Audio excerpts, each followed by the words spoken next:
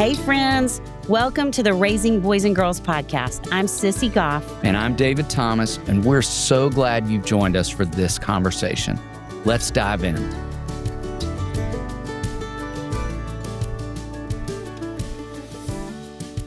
We'd like this to be a 4-hour interview. Just sit with these two forever and ever. Which is a great intro, unofficially, to the world of 2's. You just are delightful. Is that the truth? Delightful. I like 2 so much I married one. I was driving in this morning thinking, you know what? It's like being with the two of you for an hour. It's like just being hugged for an hour. Aww, like just like the so best true. hug. And then you know what my next thought was? Being with a 1 for an hour is like having your teeth cleaned at the dentist. Like, we all know it's a good thing to do. No one really wants to. That is not true. That is Yes, not true. yes, Thomas. y'all. Sometimes. Just this morning, I'm going to tell myself, I'm leaving town, trying to get my house ready for a dog sitter. I have a tree in my front yard that for whatever reason, it drops a lot of sap. Okay. And so Patches gets the sap on her feet. And so I have no less than 5,390,000 leaves in my house right now. In my bed every morning when I wake up, there's at least 100. And I was trying to hurry, being a 1, making the bed, like changing the sheets for my sweet dog sitter. And Patches is on the bed spinning in circles. And I was just hands up at her, screaming bloody murder. Bless her heart. I thought, no, I'm going to leave town and she's going to be scared of me when I come back. That's such a 1. There's our anger. Poor Patches. That's Patches, you didn't get a warm hug this morning, did you? No. But we have goodness for you now. You move over to this side of the room, I was going to girl. say she's going to gradually She move is. closer and closer to y'all as we talk. No. It's kind of what we do with 2's. Well, Yeah. you know, I do love 1s. I married a 1. That's And true. I would also say this, a dear friend of ours and mentor and counselor in the area, like she said this, and Aaron and I would probably say this about ourselves. Like, if it wasn't for Sherman, we'd have no fun. And if it's not for Aaron, we'd get nothing done. Oh, that's great. So we get a lot done in the Bucher house because of 1s. I love So, that. Yeah. That was a kind reminder. Should we just jump in? Let's jump in. Okay. We want to lead with this question, you two. What would you say you love most about your number? What do you love the least? I like that I care about my people well. And Yes, you do that as is one of your people. important to me. I hope they feel loved, and that is what I kind of wake up thinking about. And it adds a lot of meaning to my life. So I hope the 2's that I know are compassionate and find a lot of joy in giving. Do you want to say what you like, and then we can say what we don't like? Yeah. Right. There's a lot. Yeah. I do. And I don't, you kind of that whole, like, what is, do I like it because I'm a 2 or because Totally. I'm a 2? Do I like it? Just that I love being social, and it's a real social number. And I think, you know, you always just I tend to be just really aware of what's going on in the room with people. And we'll talk about how that gets in the way. But it really is. It does feel like a gift. And that people are on my mind a lot. Yeah. And I think that's a fun thing. I've always been relational. I love that. And it feels like it just naturally fits in terms of how I'm motivated kind of from day to day. Yeah. Sherman, that just made me think. So, Sherman, you're my neighbor at Daystar, which is so fun. You're about to not be my neighbor anymore. I know. I'm going to grieve the loss of that, but you won't be far. Yes. But it's interesting for you to say that about, I don't think I've ever thought about the combination of you all as social like you are, but also as aware. I mean, I have in a lot of different ways, but one of my favorite things about you and I being neighbors is I feel like we love to see each other and we're like, hey, friend, always walking by each other. But I never feel like, gosh, I can't get back to whatever I need to do because Sherman keeps talking to me, which as a 1, I feel about people all the time. But y'all are so, that social awareness is such a gift in a zillion ways. That is a very silly way, but I just had never put it together. That's kind. Yeah. What would you say about Ooh. I took some notes, which is good because, as we know, 2's need to do a little thinking to know what their answers are in life. I think I think almost the inverse, right? Like how aware I am of others, or like kind of that sense of how much in my mind, like somebody or something is occupying space. I even wrote this down. Just it's sometimes, not all the time, but sometimes when the feeling is so intense, it feels almost impossible to know, do I need to respond to this or not? Mm-hmm. Because the feeling it's like 0.5 seconds, like, and it's intense. And then the thought of like, I think I need to respond. Do I need to? Just the back and forth of not always knowing, like the age old question of it too. What's mine to do? That's the hardest. I think was that the question, the hardest part? Yes. Yeah. Also what I don't like about it. Yeah. Like the flip side of caring so much is that we can care too much, or think I can think I know what's right for other people. There can be some pride that I don't love. Yeah. And it can, on my bad days, creep over into controlling, trying to just micromanage. And that can really, I don't like that when that shows up. So if I can stay in a healthy spot and let people, stay in my own lane, then I can love freely. But it is a fine line. Especially as a parent, because it's like I'm supposed to take care of them. And I love taking care of things. Yes. So that's great until it's like to their detriment. So I was thinking as you both were talking that we have a saying we say to ourselves and each other when we speak. Because of our oneness, we can get really in our head and start beating ourselves up about things we wish we'd said differently, wondering if people are tracking with us, worried they're critiquing what we're saying or not liking it. And we have a saying that is, find the 2's. And without hesitation, we can always identify the 2's in the room because they're smiling at us. There is this warmth about your face. And I was thinking as you were both talking, like you're giving in your silence, like that, like these people aren't saying a thing sitting in the audience, but their eyes. And I think it was to even, Sherman, what you talked about, where you can't turn it off. Like you're giving in moments where I think you're not even aware you're giving. And the rest of us can take advantage of that at times in harder moments because we know it's your superpower and we've experienced the benefit of it. So thank you both for talking about that.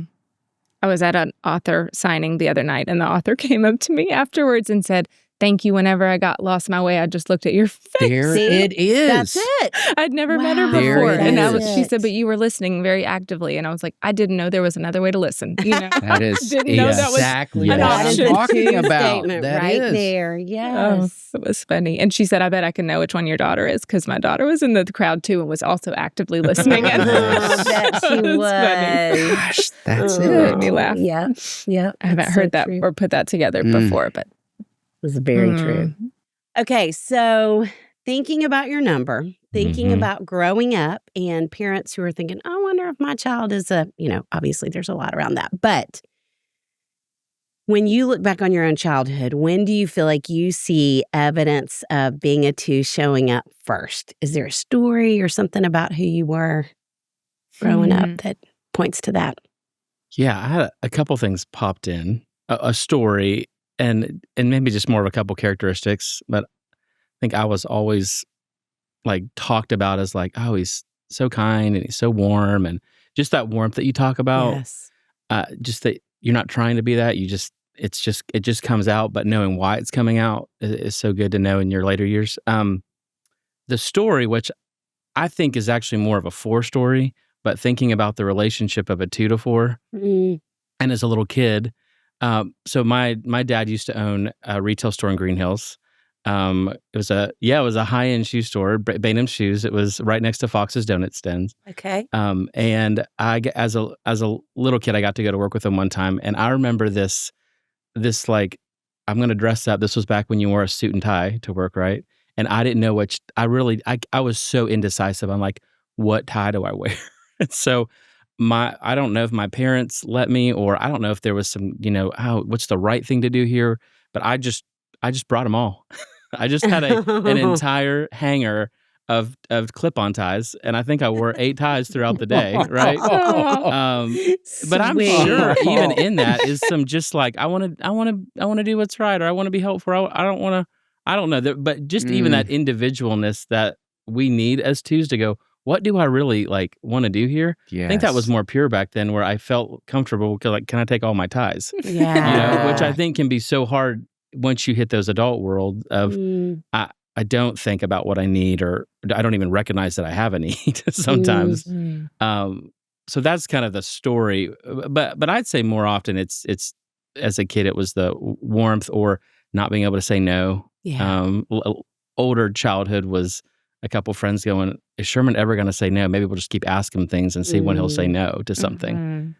And so I think that is a telltale for maybe the kid who has a hard time saying no.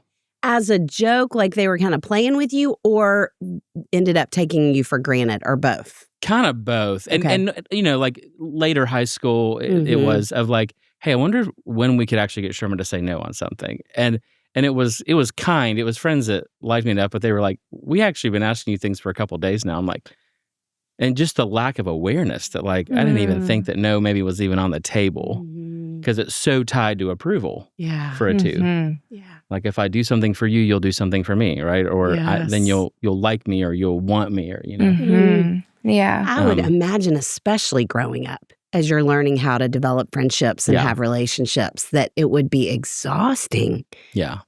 Yes. Figure I out. did not know I had permission to, I think friendships naturally evolve and you kind of leave some behind. And I didn't know that. I didn't have that permission. So I just carried them all on my back. And when there would be a new girl, my heart would sink like, oh no, I've got to, I don't know if I have space for this. And finally, in my 20s, I learned, you can you don't have to be best friends with everyone all the time if they want to. I get to have some agency in what friendships are life-giving for me. But I didn't know that for a really long time. Raising two girls now. Yeah. And knowing that you struggled in that way, and maybe one is a two, or has a lot of two in her. How are you helping coach them with friendships? Man, just this week, I wrote on Post-it notes on the wall some assertive statements, and they were a little bit for me as a kid and a little bit for my kids right now, but it said, I don't want to play that.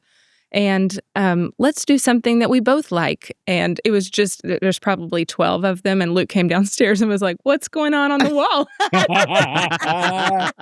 was like, I'm trying to help us all, especially our girls, practice saying clear things that take their feelings into account too, because I just was so other focused as a child that I didn't really stop to think, I don't want to do that. I don't want to eat that, so I'm trying to model it, but it's hard, and I'm trying to give them scripts. Yes. I fear going the other way, but I don't think that's their their natural. But sometimes it feels bad because I'm like, you don't have to be her friend, and they don't. Yes. That's okay. Yeah, I think they'll still be kind. We have to treat people with kindness and respect, but not carry them all on our backs like a burden. So, will you say the other ones you remember? I love those things already. I said, it's okay. I don't want to play. Yeah, I don't want to play that. Oh, I'd stop. I don't like that. Was just one that was clear because, in middle school, there's just a lot of pushing, jumping on their backs. And my girls do not like roughhousing, especially with people that aren't very close to them. Yeah. So they have both had to practice saying don't touch me.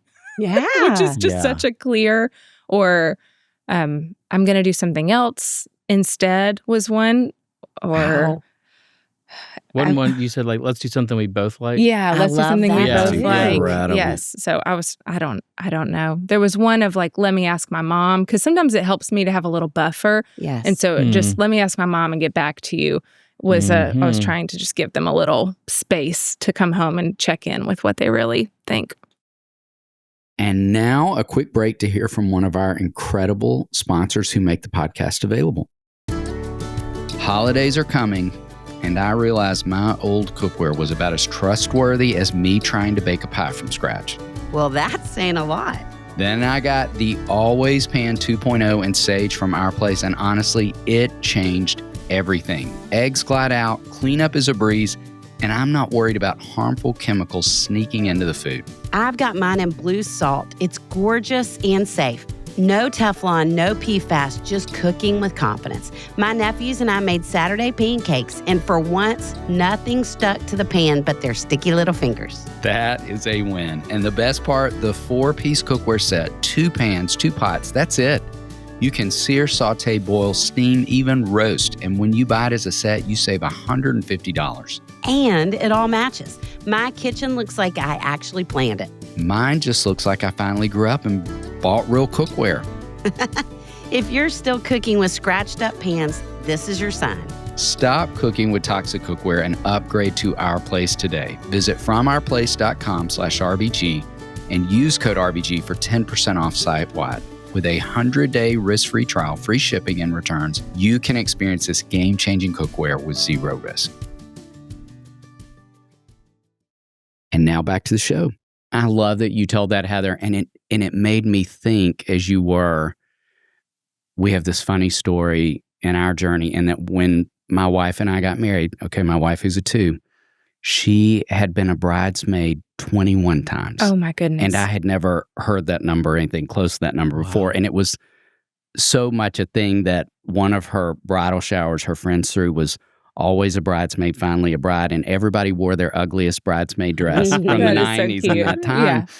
And I remember thinking at one point, and to hear you talk about it now, it makes so much sense. Like, how could you make 21 people feel that cared for and like you're that close, that it would make sense for you to be a part of their wedding? And I think only a 2 could make someone feel that cared for. And you talking about it from the other perspective of, I carried all that. And when a new girl walked in the class, of course you felt that sense of responsibility and that, like, that's my job and that's my superpower. And that you are so wisely, intuitively coaching your girls out of that place of, I think girls can feel so much responsibility in this world for so many things relationally and especially Amen. too. So can. thank you for speaking to that. Thank y'all. I need them in Caring. on my wall. Beautiful reminder. I love the Those are reminder. great.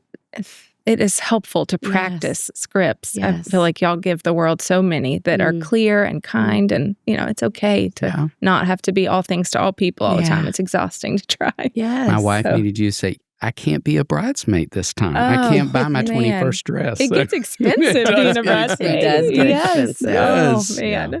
Okay, in the context of parenting, where have you seen your number really benefit you? Probably just really being able to stay in the present moment. I mean, even though, and what I've learned over the years, right? Like, the dependent stance, we're in the now, but we still aren't with ourselves. So it's not the true present moment, but the place where I can really be right in the room. I think it's what probably my favorite part about being a counselor is it doesn't take a lot to just be where I need to be, like in the moment, right? And so, like, I've got 3 kids, and if one's having a hard day or we're having a meltdown, I just emotionally can just be right there for the most part. And I think my kids, they sense that they've got me, or they've got my attention. That's probably what I'd say to that. We can talk about this, but I feel like I have heard it's hard to be a boy in a 2. And as you're talking, Sherman, my immediate thought was, I can't imagine how wonderful it is to have a dad who's a 2. Like, the rich emotional connection. Wow. Yeah, I think it's there, and I also think maybe in this stage of parenting right now, I've got a 14-year-old, a 10-year-old, an 8-year-old. There's a lot going on, and so maybe we'll talk about the struggle side too. They expect from me presence. I think sometimes they get confused when I lay down a boundary, usually pretty fast and hard, because I haven't been aware of, we're out of bounds, or I've given too much, or it's too late, or and so that's the other side of what's tricky. But I think it comes from a place where we talk a lot, I like this. How does it help? Yes. How's it really benefited you? I think what I said earlier about enjoying caretaking, that is fun for me to nurture. And there's just a lot of that in parenting. Just the thinking of someone and doing things that would encourage or love them is really brings me a lot of joy, and I think helps my girls feel loved and seen. So I like that. I had a counselor say, "You've been caretaking your whole life. These two, you get to really go for it. Like go all in." And I was like, yes. Like that's yours to do, right? Yeah. You are supposed to nurture them. And I was just like, yes. So I was so excited. So That's great. Like that. That's so good. It can slip into, Well, that's the next question. Where would y'all say it's gotten in the way? Sure. Well, sometimes they don't want to be taken care of, or it's not helpful for them. I feel like you guys have been saying in a helpful way. I feel like whenever you say, "What are you doing for your kid that they could be doing for themselves?" It feels like you're getting in the mic and saying, "Heather Flener, what are you doing for your kids that they could be?" I just have ideas and want to do it, and I don't think any further than that. But then I'm like, why can't my kids make their beds very well? Because I do it, so I can overfunction, and that is not helpful. I know that. I know it's good for them to gain confidence. So if they don't learn how to do it on their own, I'm not going to be there forever. I don't want to be there. I want to help. I don't want to enable, and so that is one. There are more, but you can go. Yeah, there's a lot more, right? Yeah, I think the over-sensing, the over-responsiveness at times, probably asking 11 questions when I just needed to ask one, or, we had kind of had to have a difficult conversation last night around our counter about just some attitudes, and, and I actually said, this is going to be 4 minutes, and it doesn't need to be any more than 4 minutes, because I know myself, and it could be 14 minutes, and they're like, we've had enough of it. That's great. That's good. So, but just over responding is a hard one. I think too. I asked Erin, my wife, this morning. I said, "Hey, as a co-parent in this, what do you see can be difficult?" And she said, which I don't come to this as natural. I won't see this, but she'll say, "You are so responsive, and you will just you will intuitively try to figure out what helps me, which may not be the thing I need you to do. Like making it easy for me, making it convenient for me, but that may not actually be the lane that's the most helpful big picture." Wow. And so, that's interesting. Yeah, that's always been helpful feedback to really go, what would be helpful versus just thinking I know, because like that pride, like I know how to meet the need. Like that may not actually be what is the most helpful in parenting and corralling our crew. One time, one of my daughters fell, and I got up to go, scoop her up and check on her. And Luke just went like this. He was like, "Just give her a sec," and he is so much better at just like, give it a sec and see if they need you. And they may not. And so I picture him going like, "Hang on, give it just a minute before I rush in and and I'm trying to practice saying, 'Do you want help, or do you want me to just listen?'" And That's so good. It is tricky. It is. I'm like, say they want help, say they want help, say they want help. As you said that, I was thinking just the leading with a question, right? Like leading with the question is not intuitive. No. It's actually just leading with the "here, I got this," versus "do you want me to take this?" Right. That is such a hard thing to lead with as a two from a lot of us, I think. Can we go a step further in this? Sure. You are sharing such important stuff. So for any two-parent listening who you are offering such rich ideas, what are other practical ways you've learned to work within the struggle side of your number so you can show up and be who you want to be as a parent? I do think that pause and asking, do you want my help? I mean, the Suzanne Stabile Is This Mine to Do is just a guiding beacon for all twos. I'm grateful for that. And I sometimes will write on a piece of paper in the mornings, what do I need to do today for myself? And you have to write for myself at the end of it as a two, because I can fill up my whole list, with Ivy needs new knee pads, and I can just fill up but always it kind of softens me and turns me into my own needs. And it is an important question for me. So I think pausing, do they really need my help? I will often say, let me check my planner and get back to you. Or like, let me look at, some kind of like, give me a minute. Like, let me have a future deadline to this answer. That's not right now, because I actually don't know. Yeah. I don't know if I should do that, if I need to be at this. I mean, even in this whole expansion in Daystar. I mean, you guys came with me with a question, and that was one of the first times that I really thought I need to just think about an answer to this question before I naturally just go in the direction. It ended up being the same answer that I felt intuitively, but I didn't know that it actually was also the right answer. And I've had a lot of times as a parent and just a man where I've said what felt right, and it wasn't maybe until a couple of days later I was like, oh, that was not where I needed to be, or that's not what my kids actually needed me to do, or my wife needed me to do. But it's really hard to discern. So I think the hard pause, the can I get back to you, kind of let you know by tomorrow. That thinking is so not what we go to. And I remember the first time someone said that, I thought, I think a lot. And then realizing, oh, it's not the productive thinking. I think about feeling. I think about how I feel about it. Or I think about what you might say if I say no, right? I think boundaries, practicing boundaries and like real self-care for 2's, just knowing what actually does help me feel like myself and having our own thing going on internally, and that is not always others focused.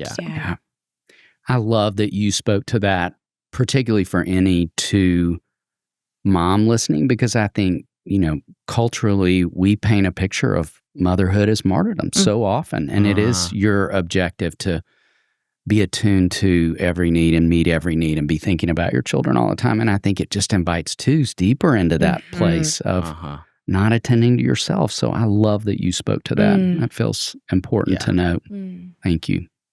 I was thinking too, when y'all were talking about practical ways, when my kiddos were in middle school and that harder space that we all three know, and often saying things that, they probably wouldn't necessarily subscribe to those same thoughts when they're in their early 20s, but, working through a lot of things out loud. And my wife would want to help, quote unquote, in those spaces. And so we developed a practice of, I would grab her hand and we would hold hands. Like if it was one of those moments where it's like, I would just let this, I wouldn't touch that. Like this is, not if it's disrespectful, but if it's like, I don't think these are very rational thoughts and let's let this go.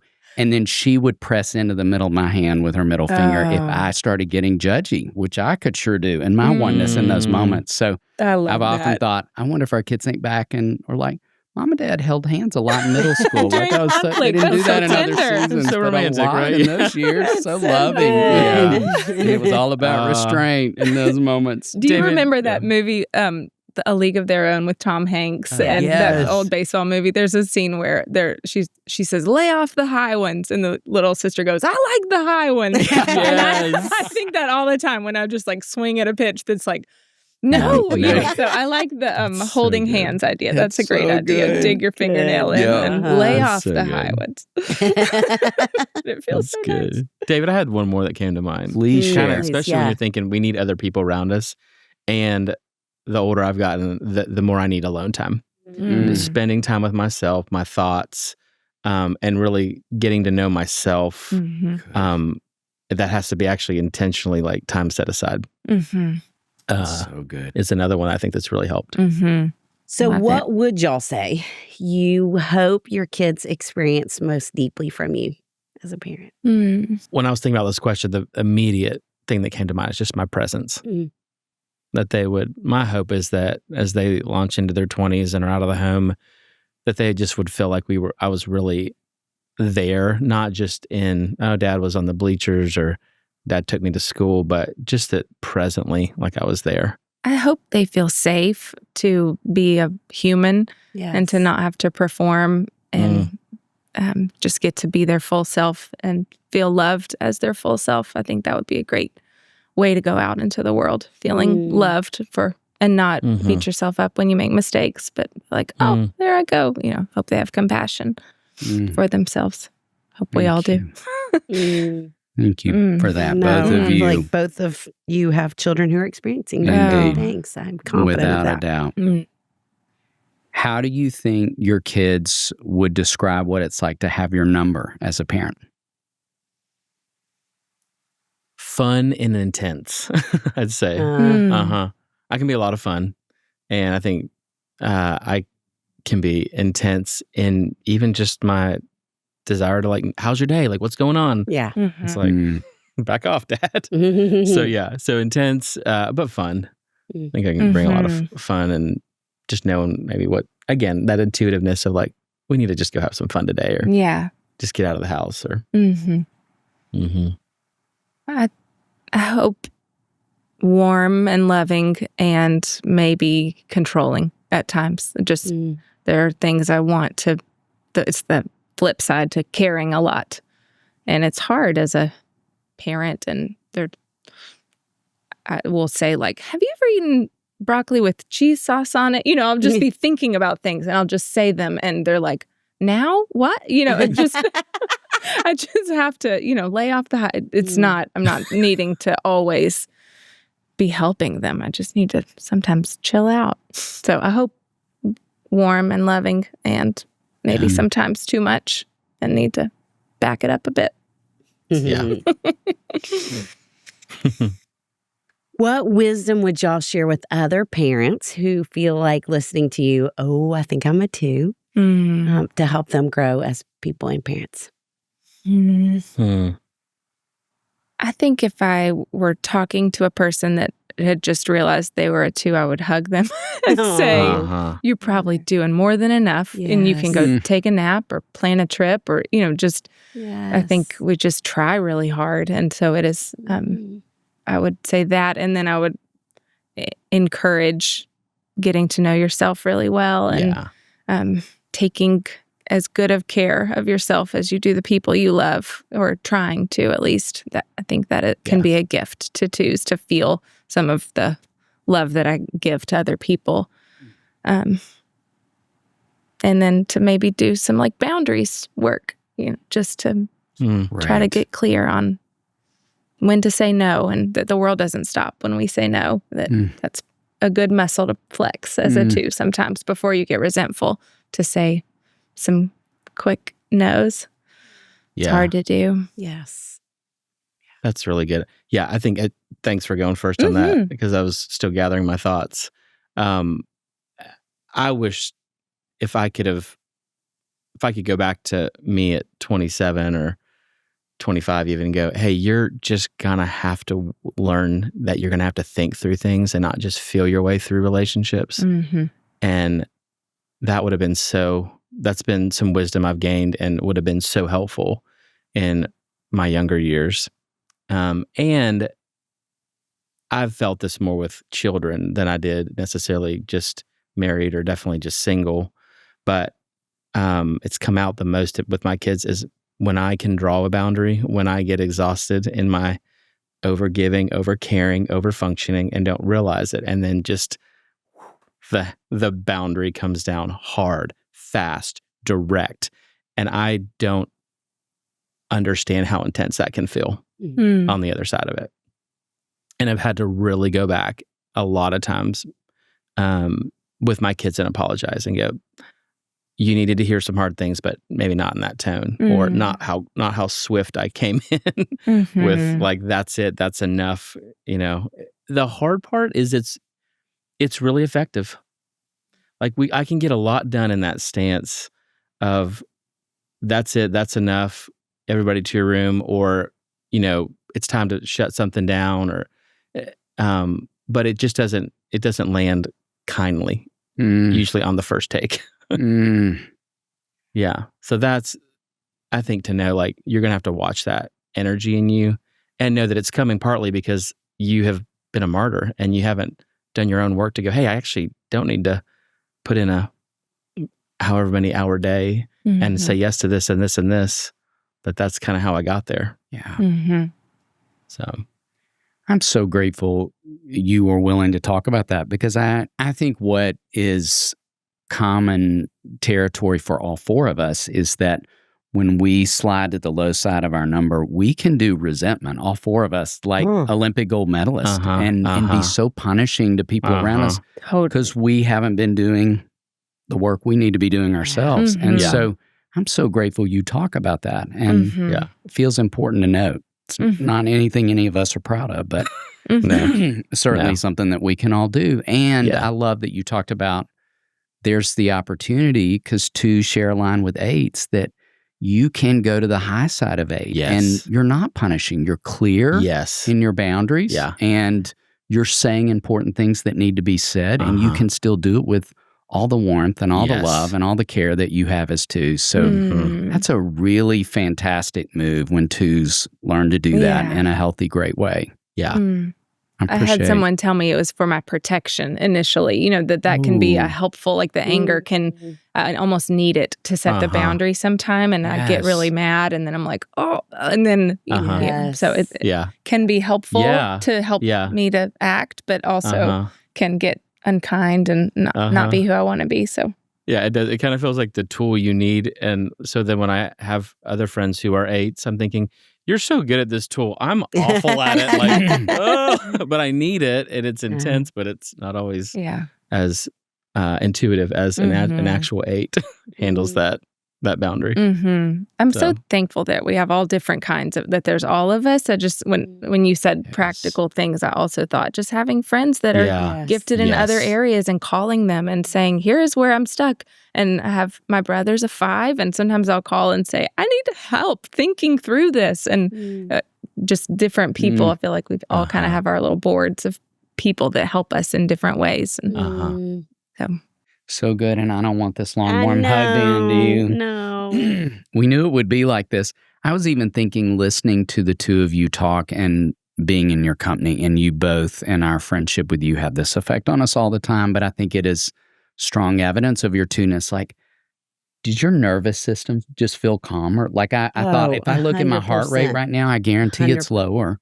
Yes. Oh, they're sweet. Well, and you know what I noticed too? There has been this phenomenon. I can't remember if we've talked about this, but we have done 4 interviews now with numbers. Okay. And every time they've started like this, and 7 minutes in, they're like this and talking more to each other than us, even answering questions. You 2 started that way because of your natural giftedness. And David couldn't have reached out to you more.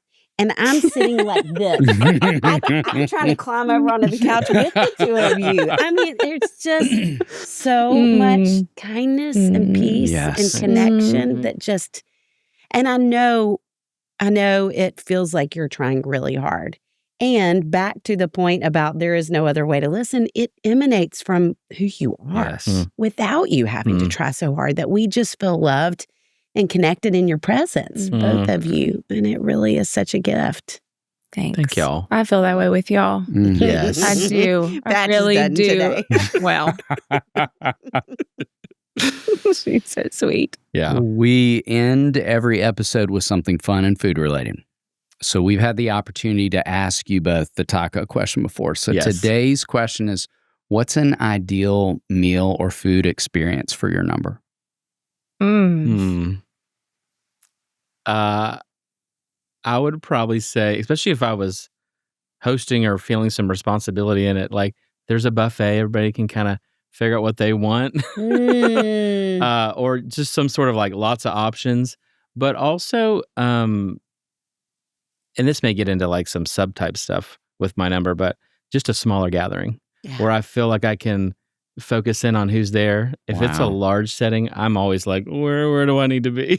So I love a small gathering where we can hear each other and just spend quality time. And then maybe we don't have to do dishes, right? Paper plates, or just carry it, take out, or whatever. Totally.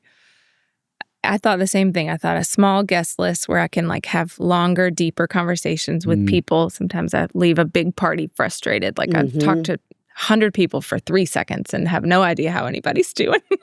And I like dinner parties in people's homes where there's like yummy food and pretty candles and time to be together. So that sounds lovely for me. Just, I don't currently like planning the food. It's probably not a very good Southern woman thing to say, but I don't want to. I'm tired of it. So someone else has done the food and I get to come and talk. Maybe I brought a dessert because I do like feeling a little bit helpful. There you go. It's perfect. We love you guys. I want to hear y'all's Thank you answer. for being who you are in the world. Man. Back at you. David, what a team we have that we get to call friends who help make this podcast possible. Chris Starrett, our engineer. Our management team at KCH. And we are thrilled to be a part of the That Sounds Fun network. Our music was created by the insanely talented Dave Haywood of Lady A. And if this podcast felt helpful to you, please consider subscribing, liking, sharing, all the things. We are grateful for you and cheering you on always.